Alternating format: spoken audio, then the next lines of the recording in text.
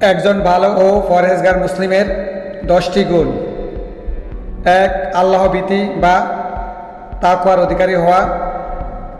2. নিয়মিত সালাত আদায় করা। 3.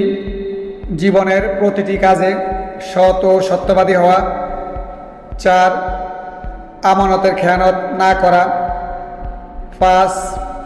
বিপদ আপদ ও কষ্টে ধৈর্য ধারণ করা। 6. গীবত ও পরনিন্দা থেকে বিরত থাকা। 7. অহংকার না করা, বিনয়ী ও নম্র ব্যবহার করা। 8.